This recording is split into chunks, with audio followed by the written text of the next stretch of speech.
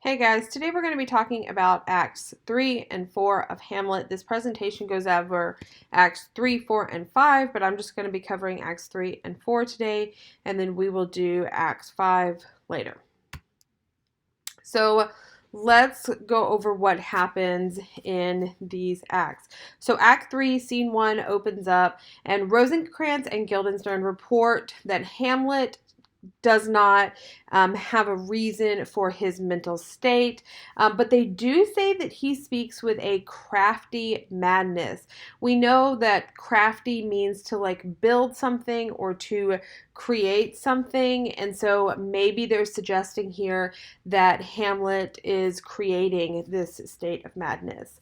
The king is invited to the play. He seems encouraged, and he tells Rosencrantz and Guildenstern, keep talking to Hamlet. Hey, whatever you're doing is working. He's excited about the play. He thinks that this means that Hamlet is moving on past his obsession with the death of his father.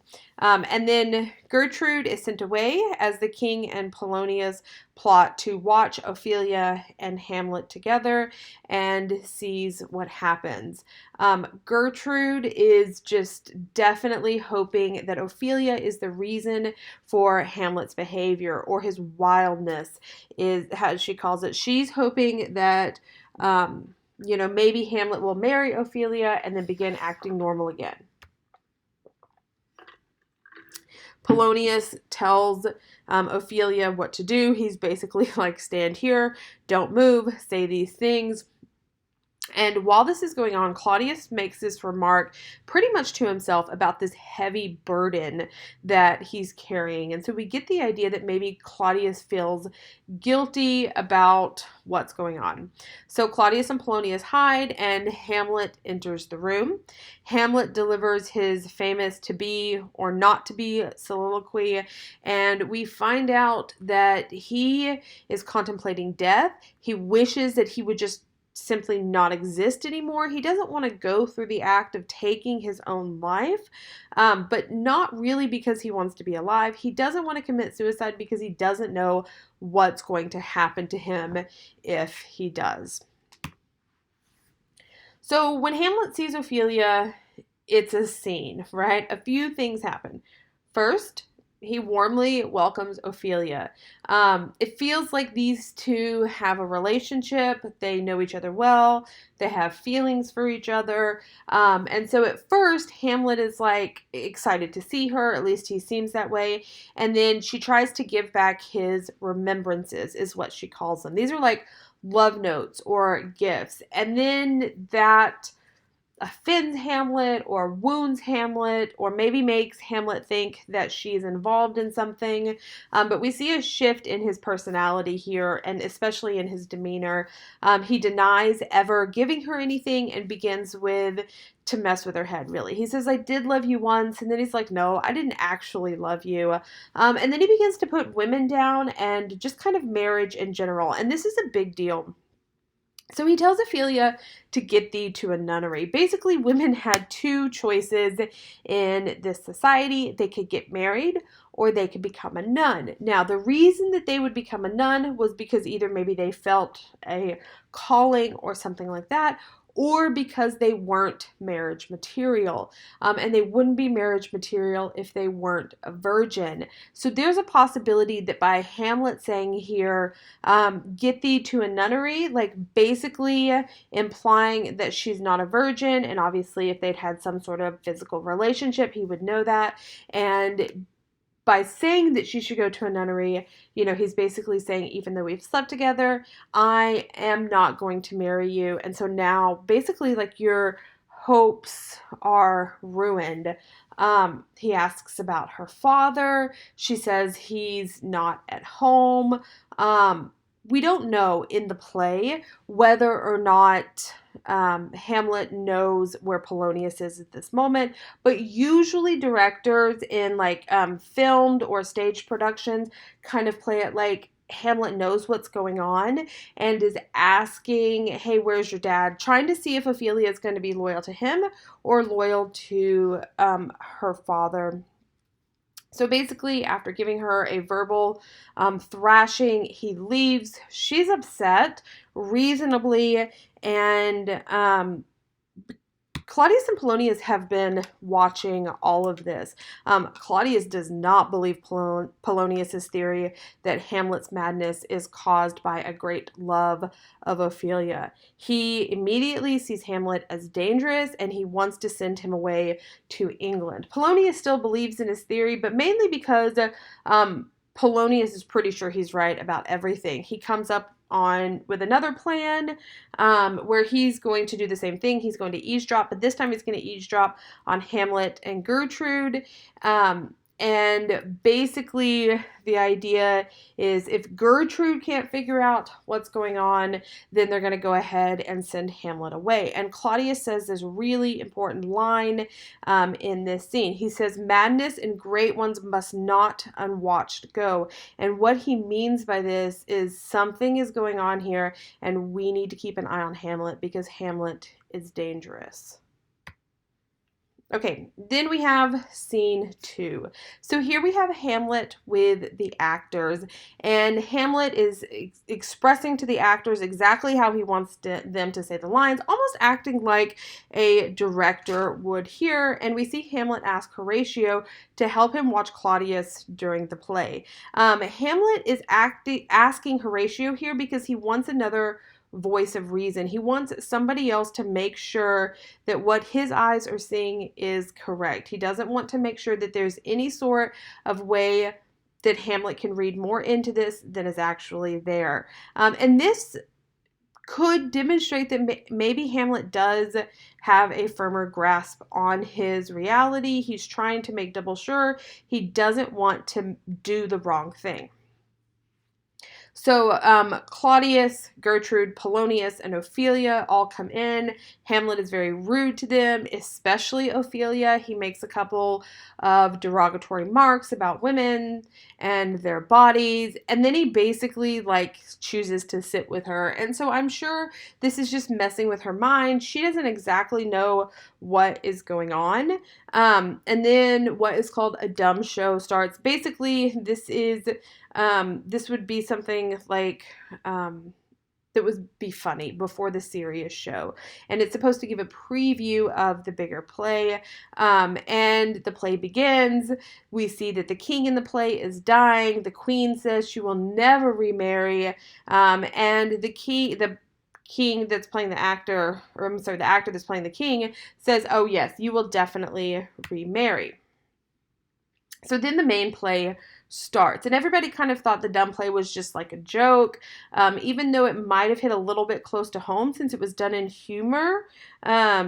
It's different than the main play. The main play starts, and the king is poisoned with poison in his ear. This is exactly how the ghost told Hamlet that Claudius killed him. And so when this happens, Claudius kind of freaks out. He stands up. It's a little chaotic. He sends everybody out, and he literally just freaks out. Now, at this point, it's pretty obvious that Claudius knows, Hamlet knows what happened, but Claudius still doesn't know how Hamlet knows. Now, Claudius does not play it cool in this moment. By him having this very emotional outburst, this just solidifies for Hamlet that the ghost was telling the truth. Horatio and Hamlet basically discuss it, and they both come to the same conclusion. Then we see Rosencrantz and Guildenstern tell Hamlet that Gertrude wants to see him in her room, and so Hamlet basically says that he will go, but not before he accuses Rosencrantz and Guildenstern of trying to play him, of basically being, actors for Claudius and Gertrude and not being on Hamlet's side. And everything that Hamlet says is true. We kind of get the idea that he's heartbroken because here Rosencrantz and Guildenstern aren't even from this world, but they were drawn in and used against Hamlet. And Hamlet feels betrayed. So he says he's going to go talk to his mother, and he says that he wants to be cruel, but not unnatural. And so we get the idea that he's not planning to physically hurt his mom, but he does want to verbally hurt his mom. He wants to say things that will cut her to the quick, right? And so Hamlet goes in there with this as his plan. We see that, I mean, that's pretty much what happens. The next scene opens up. It's Claudius with Rosencrantz and Guildenstern. And basically, Claudius is like, I'm sending you guys all away. Polonius is heading in to spy on Hamlet and Gertrude behind a curtain. And Claudius has this soliloquy where he admits that his offense is rank, right? Basically, from this point on, we know that Claudius is guilty, that Claudius did kill Hamlet's father.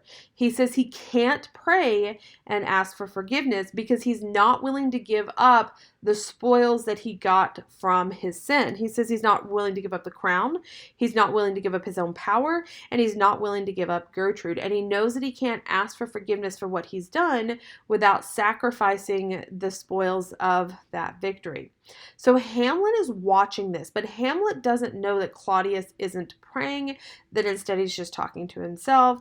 And Hamlet has this other soliloquy, this sort of moment where he's like, okay, I could kill him right now, but he doesn't want to kill him in that moment because Hamlet thinks that Claudius is confessing his sin and that he's praying, and that if he kills him right then he will be immediately like sent to heaven, right? These are pretty similar to like the Catholic beliefs of like heaven, hell, and purgatory. So Hamlet decides that he wants to catch Claudius in a moment that he is sinning so that Claudius will go to hell instead of go to heaven.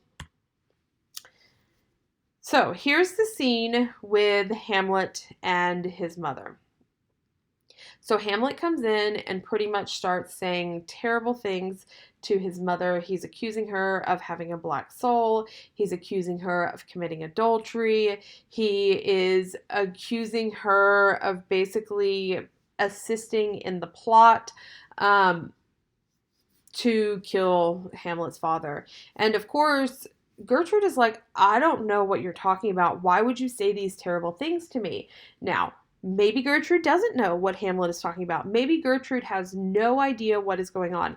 It is wholly possible, based on the text, that Gertrude married Claudius because she needed to protect herself and Hamlet, and she felt like that was the safest thing to do after the death of the king.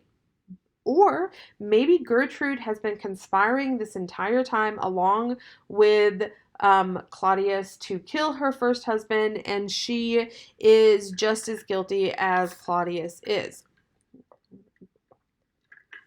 Shakespeare doesn't come out and tell us exactly what Gertrude is guilty of. You have to look at the text and kind of decide for yourself. Polonius screams. Hamlet thinks, yes, this is it. Claudius is spying on me. I'm going to kill him. I've caught him doing something wrong. And basically just stabs whatever he can. And it turns out that the thing that he stabbed is Polonius, not Claudius. Hamlet is just disappointed. He doesn't really feel bad for killing Polonius. It's kind of a, well, maybe he shouldn't have been spying behind the curtain kind of attitude. And then Hamlet compares the vices of Claudius to the virtues of his dad. Gertrude has a breakdown. She does not want to hear any more. And he hints that Claudius has killed his father. Now, this is the first time that he's saying it to somebody other than Horatio, and Gertrude is like, what are you talking about? I cannot believe that. But we don't know if she's faking it or if she's lying. So then we see the ghost appear to Hamlet, and it reminds Hamlet that his purpose is to kill Claudius and not to hurt the mother. The queen is worried because she sees that Hamlet is talking to somebody, and the queen does not see the ghost. Hamlet tries to convince her that he's not crazy and that she needs to stop being with Claudius.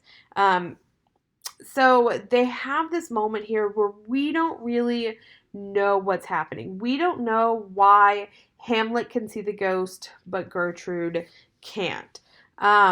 He tells Gertrude to go ahead and tell Claudius what he's done with Polonius, and also by saying, hey, I know that Claudius killed the father, and he says, see what happens. And he means this kind of in a couple of ways. He means it sarcastically, like, you're going to know, right? But then he also means it as a threat. Like, what is Claudius going to do to you when you are a threat? He tells his mom that he's going to go to England with Rosencrantz and Guildenstern. He says that he trusts them as much as he trusts an addered fang, basically, a venomous snake. But he says that he's going to beat him at their own game. So there's some wheels turning in Hamlet's head, but it's not exactly clear why Hamlet is doing all of the things that he's doing, and why he's decided to either fake madness, or if he's not faking madness, how he's having this descent. He basically drags Polonius's body away, and he tells his mom good night. He's being very disrespectful of Polonius's body, and we can see that he really doesn't have a lot of remorse for what he's done. Okay, so there's more lines than normal for Act 3 in terms of lines that I want you to know. And I'm not going to go over them in this presentation, but jot these down, go back, look through these lines, and see how these lines in particular can help you answer those 3 discussion questions that we've been talking about. Okay, Act 4. Even though Hamlet said, do not tell Claudius what I told you, pretend you don't know, Gertrude immediately tells Claudius everything. She tells Claudius, hey, Hamlet has just killed Polonius, and Claudius's first instinct is to figure out, how can I spin this where it won't hurt my appearance and it won't hurt my power. He tells Gertrude that they have to send Hamlet to England, and this is how he kind of convinces her that this is the right thing to do. Claudius asks Rosencrantz and Guildenstern to help find Hamlet and to bring back the body of Polonius. So Rosencrantz and Guildenstern go, they get Hamlet, they take him to the king. Hamlet is just pissed at them at this point. Hamlet calls Rosencrantz a sponge that soaks up the king's countenance, his rewards, and his authority. Basically, he says, like, he's using you and you're stupid enough to let him do that. He says, when he needs what you have gleaned, it is but squeezing you, and sponge, you shall be dry again. Basically, the idea is this: Claudius is just using you. He doesn't care about you. Whatever he's promised you, you're not actually going to get, and he's just going to throw you away when he's finished with you. Hamlet agrees to be taken to Claudius. Claudius is like, where is the body, right? Where is Polonius's body? And Hamlet is just messing with him at this point. He says the body is with the king, but the king is not with the body. The king is a thing of nothing. And so Hamlet is using all of these riddles, and we get the idea that maybe Claudius isn't as intelligent as Hamlet, or maybe just not as good at wordplay, because Claudius is like, what are you going on about? And basically what he's saying is, like, the idea is that Claudius is good for nothing. When he says the king, he's not talking about Claudius, he's talking about his father, right? He's basically insinuating that now his father is a ghost, and there's this other insinuation here that the idea of a king is just a concept, that there's no actual power behind it if anybody, i.e. Claudius, can just take over the kingdom. So Rosencrantz and Guildenstern, they're with Hamlet. Eventually, Hamlet reveals that Polonius's body is under the stairs near the castle lobby, and the king tells Hamlet that he is going to leave for England at once. Hamlet immediately agrees, right? So this is different than what we've seen Hamlet behave like in the past. So you kind of get the idea that maybe Hamlet knows what's going on and has some sort of ulterior motive or, plan that he's putting into place. Okay, then we switch directions. So scene 4, we see Fortinbras, and we see his army traveling through Denmark on their way to attack Poland. Fortinbras and his soldiers are on a field. They're not supposed to be in Denmark, but they're going to break the rules, right? And we get the idea that what they're fighting for isn't actually valuable. But for Fortinbras, this is a thing of honor, right? He is trying to avenge his father. He doesn't care what rules he breaks. He doesn't care if it hurts him. He doesn't care what he has to do. He is going to avenge the death of his father. And so we see kind of a foil for Hamlet in this Fortinbras character. And then scene 5 opens up with Ophelia. And Ophelia has gone mad. Basically, she's just suffered some sort of mental breakdown. And she's lost a lot, right? She lost her hope and perspective of being in a marriage with Hamlet because of the way that he treated her. And so women at this time have to have a male that is taking care of them. That's this way that their society is set up. And now she's lost her father. So her brother has gone. Her father is dead. Hamlet is being abusive and mean to her and says that he's not going to marry her.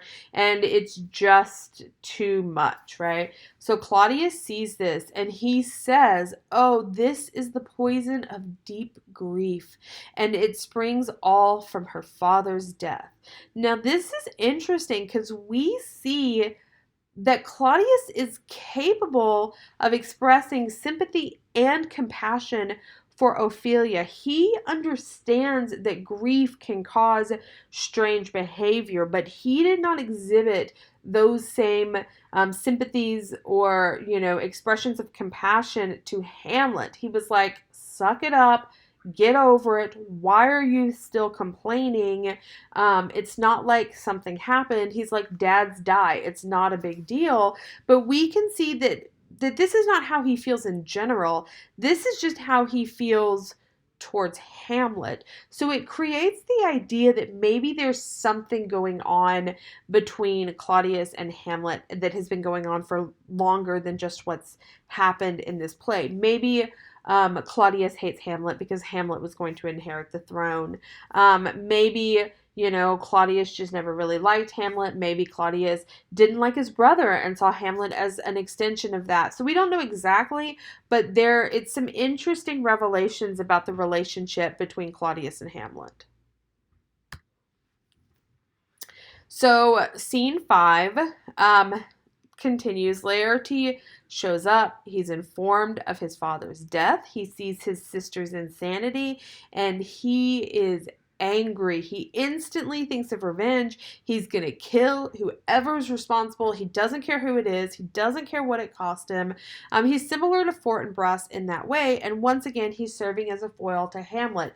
Hamlet can't act without thinking, and here Laertes is going to do exactly that. He's just going to act without stopping to figure out if that's actually a good idea. And then we have pirates, which, what's a good play without pirates, right? So this is, some people argue, an example of Deus Ex Machina, which basically means, God from a machine, or, the idea of, why would there be pirates in the middle of this play? Well, it's just an improbable literary device to help resolve some sort of difficulties in the plot. In other words, if an author writes himself into a jam, he might use Deus Ex Machina to get himself out of it. So the pirates show up. Basically, they take over the ship. They help Hamlet. Hamlet convinces them that he's really the good guy. Hamlet switches some letters around, which we're going to find out about later. And now Hamlet is in charge. Rosencrantz and Guildenstern are going to England on their own, and Hamlet is returning back to Denmark. Horatio receives a letter from Hamlet.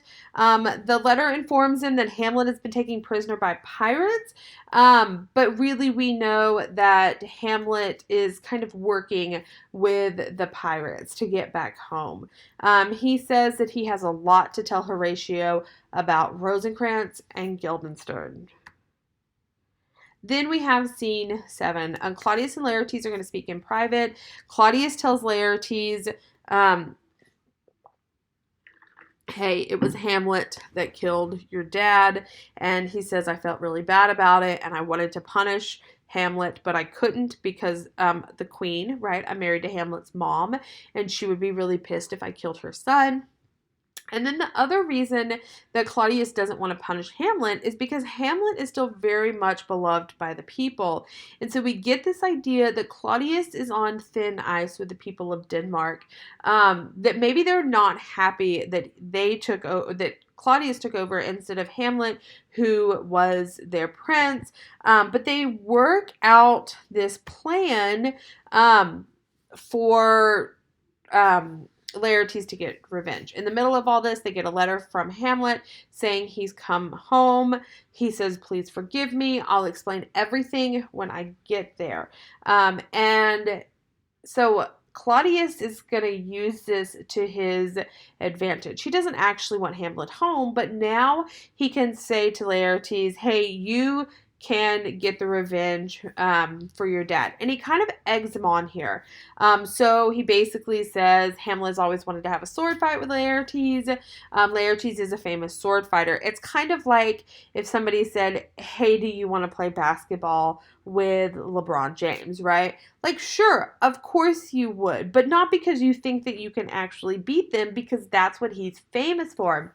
So this is the same sort of thing. Claudius knows that Hamlet cannot beat Laertes, but just in case, Laertes is going to put poison on the tip of his sword, and this will kill Hamlet upon contact, right? And then basically Claudius is like, if that doesn't work, we'll just poison our drink, or poison his drink. No matter what, Hamlet is dying at the end of the day. So they concoct this plan, and now Claudius has a way to end up with Hamlet dead without doing it himself. So in the middle of them having this conversation, the queen comes in. The queen brings the news that Ophelia has committed suicide. She has drowned herself. We knew that she wasn't in her right mind, but this is still shocking. Now go back and read the scene where the queen describes how Ophelia died. There's no way for the queen to know this unless the queen watched it happen, because it's not like she says, I came upon her body. She describes the entire death of Ophelia, including watching her slowly drown. So this raises a lot of suspicion about the queen. How does she know this many details? Is this what really happened, or did the queen have something to do with Ophelia's death? And why would she have something to do with Ophelia's death? Why would you watch somebody die and not interfere? So there's just a lot of questions that are brought up by this scene. And once again, Laertes is just absolutely grief-stricken about the death of his sister. He's just lost his father, and now his sister has committed suicide, and his heart is broken. Okay, so here are lines from Act 4. Go back, look at these lines, see if these lines help you answer those 3 discussion questions. Remember that you will need textual evidence for your essay about those 3 discussion questions. So make sure as you're going through, you are marking down any lines that help answer those questions for you. If you have any questions about this, we'll go over it in class the next time we meet. But to bring those questions to class, and then we will look at some more discussion questions as we finish up the play with the reading of Act 5.